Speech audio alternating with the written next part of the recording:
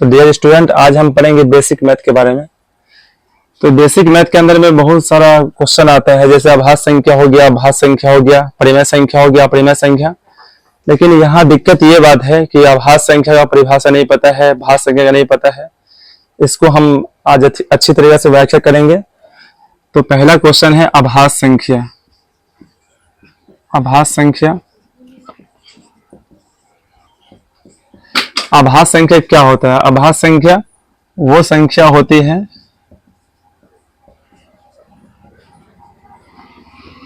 जिनका गुणनखंड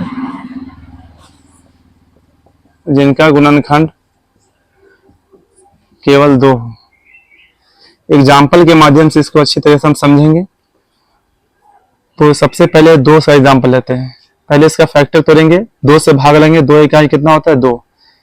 एक गुणनखंड ये हुआ और एक ये हुआ। सेकेंड एग्जाम्पल लेते हैं 3 का। 3 इकाई 3, एक ये हुआ और एक ये हुआ। तो ये भी अभाज्य संख्या है। 3 के बाद आएगा 5 इकाई 5, एक गुणनखंड ये हुआ और एक गुणनखंड ये हुआ।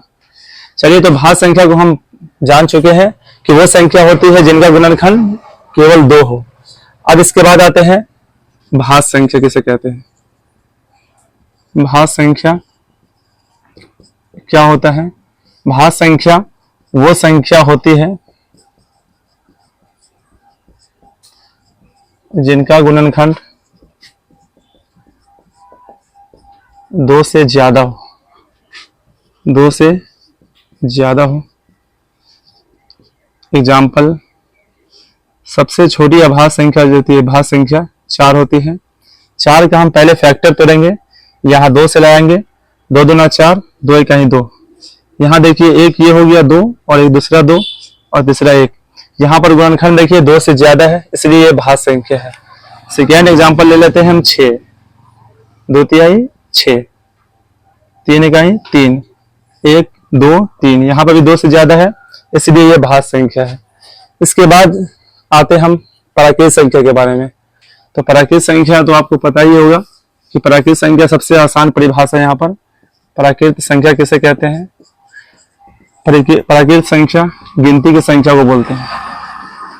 गिनती की संख्या को कहते हैं।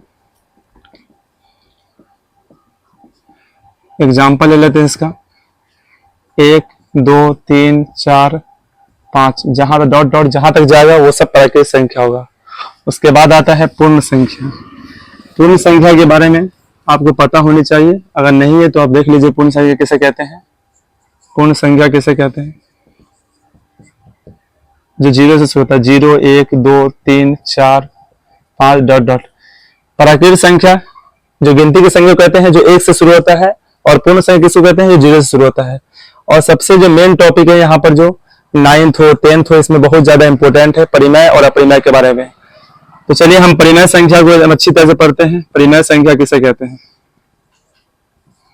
परिमेय संख्या वो संख्या होती है जिसे हम P/Q के रूप में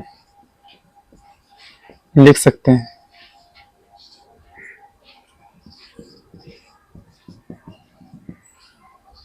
एग्जाम्पल ले लेते हैं। ये शॉर्टकट परिभाषा है, इसको हम एकदम आसानी से समझ जाएंगे। जैसे मान लीजिए 1 क्या है? एक परिमेय संख्या है, क्योंकि इसके नीचे 1/1 लिख सकते हैं। 1 के बाद आता है 2, ये भी परिमेय संख्या है, क्योंकि इसके नीचे भी 1 लिख सकते हैं। 1/2 होगा, ये भी परिमेय संख्या है। 1/2 के बाद आता है 1/3, 1/4। मान लीजिए 0 क्या है? 0 एक परिमेय संख्या है। उसके बाद मान लीजिए √1 क्या है? √1 भी परिमेय संख्या है, क्योंकि इसका जो है रूट का जो मान होता है, 1 का मान 1 ही होता है। उसके बाद मान लेते हैं √16। 16 जो है ये 4 का स्क्वायर है, और स्क्वायर से हमेशा क्या है? रूट खत्म हो जाता है, इसलिए 4/1 लिख सकते हैं, ये परिमेय संख्या होगा। 4 के बाद आता है √36 हो गया। 36 कितना का स्क्वायर है? 6 का स्क्वायर है, ये भी एक परिमेय संख्या होगा। तो परिमेय संख्या को समझ चुके हैं। इसके बाद आते हैं अपरिमेय संख्या क्या होता है। इसका बस अपोजिट है अपरिमेय संख्या। अपरिमेय संख्या अब वो संख्या होती है